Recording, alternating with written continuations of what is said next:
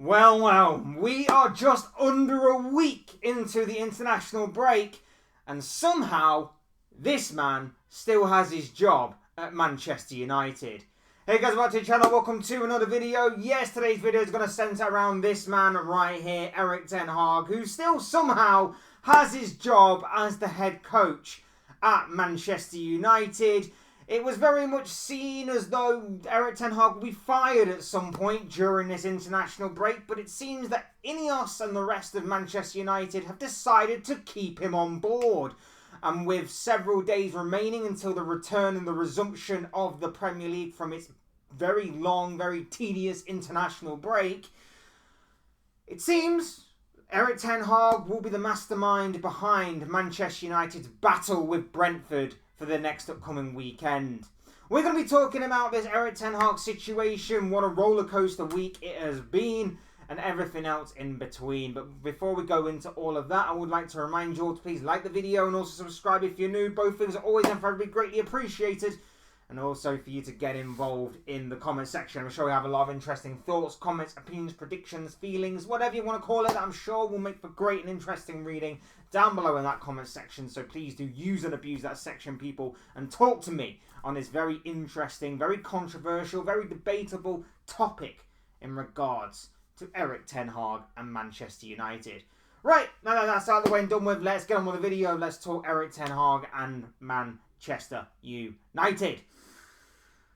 As a rival fan, I am extremely ecstatic and happy that Erik Ten Hag is still the manager at Manchester United. I've been saying for a long time that as far as I'm concerned, if the longer he stays at Manchester United as the manager or head coach or whatever kind of job role he's got in that kind of environment, United won't be a threat. Now, at the same time of saying that, I can somewhat understand as to why they did manage to keep him on last season. I could understand as far as the FA Cup papering over some cracks. I could understand as far as to say the managerial market maybe wasn't as deep with talent and with quality as what maybe they currently had.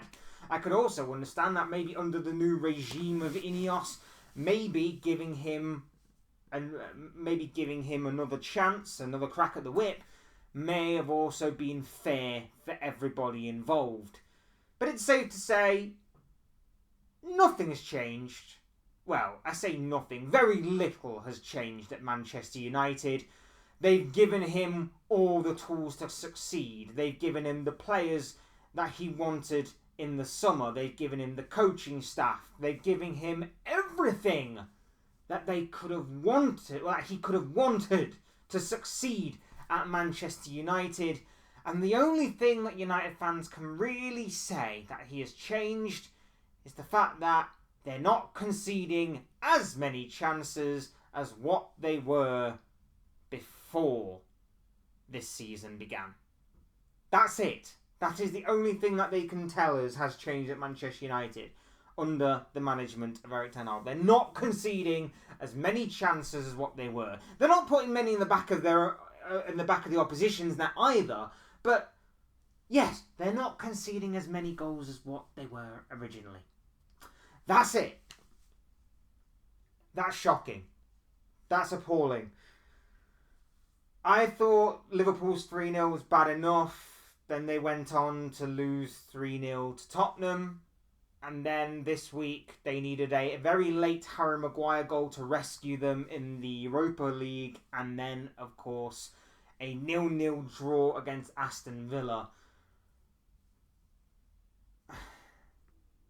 It's just not good enough. And I'm very surprised.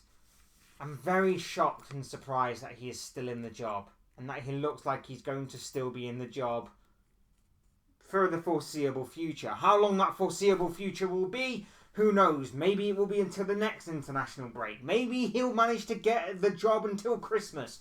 Maybe in the new year. Or maybe he'll see out the competition until the next season. Who knows what is going on? But it's completely crazy that, in my opinion, no other big club would accept these standards. And yet, Manchester United are seemingly at a crossroads in which they are divided over this guy.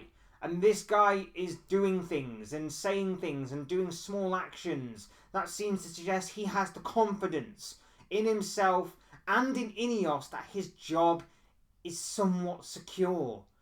That he acknowledges it could be better, but he seems to have this confidence that I'm still going to be here. I'm still going to be the man that is going to be put in charge of steadying this ship and trying to turn it all around.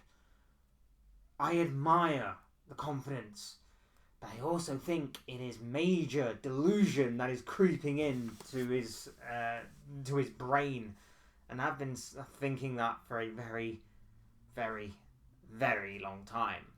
Like I say, as a Liverpool fan, I'm extremely happy he's there, but I could also understand from a United fan's point of view why they may be annoyed. And it's actually been incredible to watch certain Manchester United fans suddenly turn on Erik Ten Hag. They were all happy when he won them a FA Cup. They were extremely happy and excited when they won him an FA Cup. And I said that at the time, that would be the perfect way for him to bow out. Winning an FA Cup and going, I can't take you any further. This FA Cup paper's over a lot of cracks. I'm ready to step back and to let someone else take charge. But a lot of United fans wanted him to stay. A lot of United fans were allegedly writing letters to Manchester United ordering them to keep Ten Hag in his position. Suddenly, a lot of those United fans have now turned. It's incredible the way that football can do that. I recently saw it with Spurs fans as well. Losing 1-0 to Arsenal at the North London derby, only to then beat Manchester United themselves by 3-0, and suddenly everything's happy and rosy in that Tottenham garden again. Only for them to then lose a 2-goal lead at half-time to Brighton.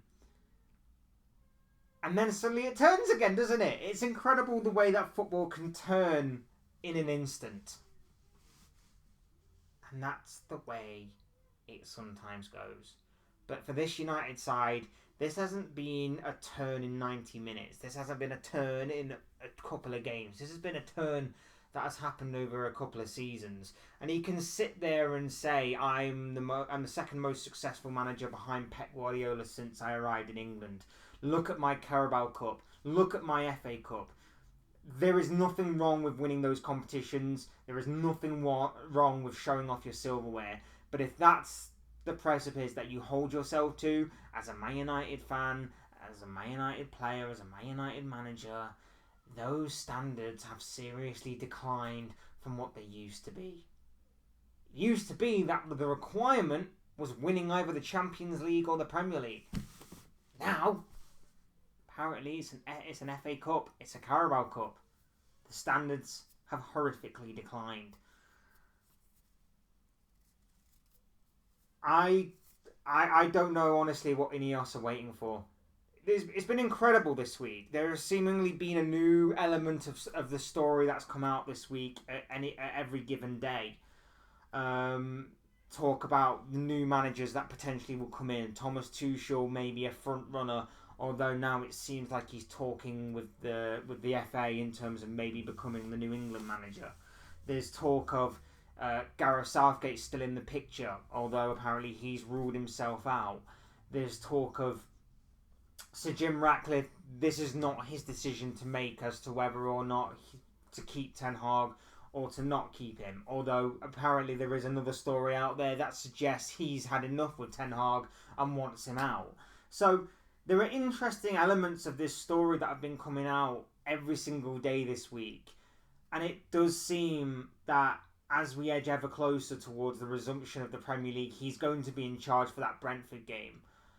Which I just find incredible, because I feel like if he's not gone by now, during an international break, which will be the ideal time to get rid of a manager, he won't be gone until either the next international break or even beyond.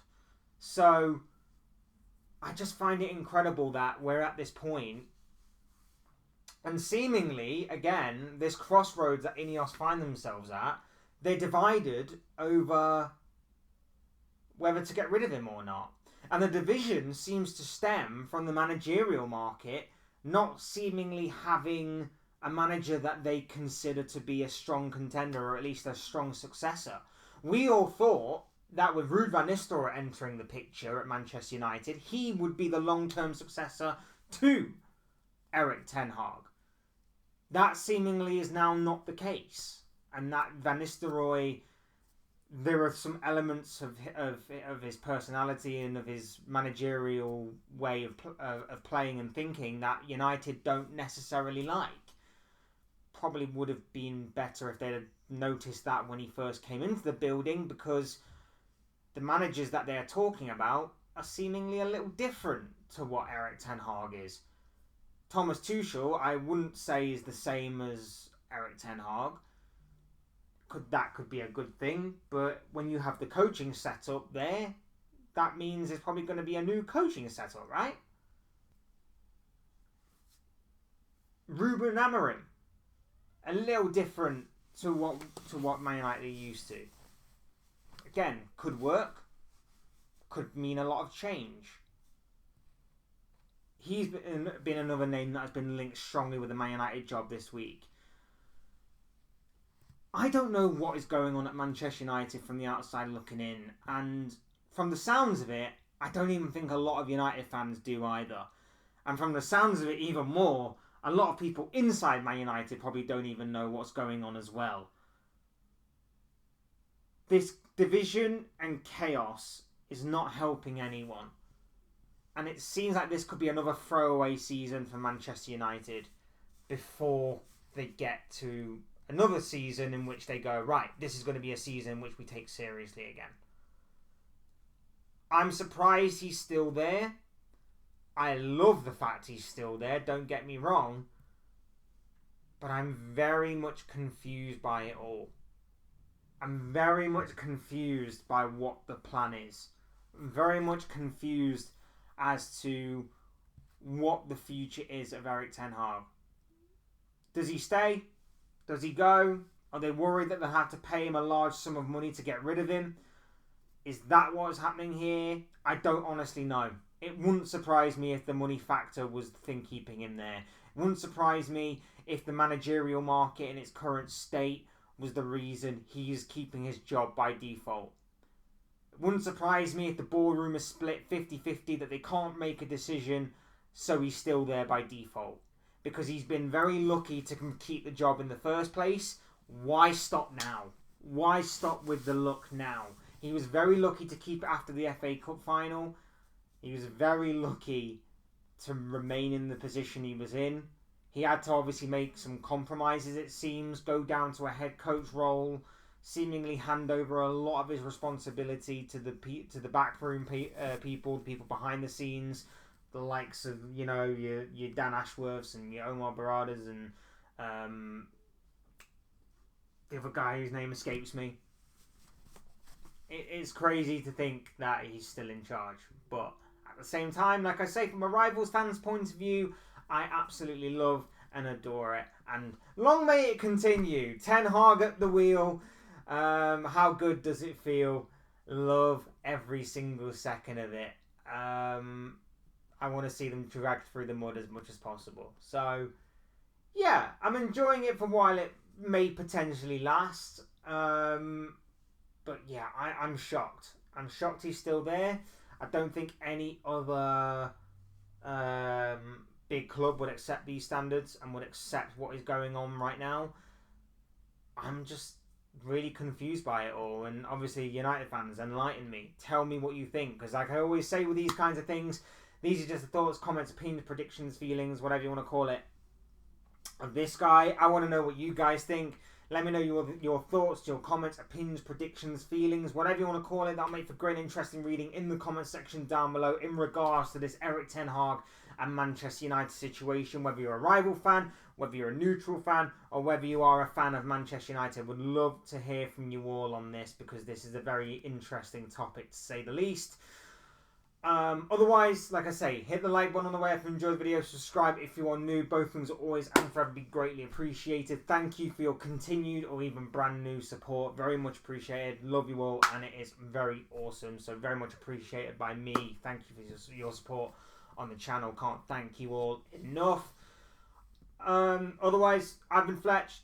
This has been another Fletch Talks video, and I will see you and speak to you all again soon in another video or live stream or whatever it may be. Cheers, guys. Thanks everyone for watching. Take care. Enjoy the rest of your day. Speak to you all again very, very soon.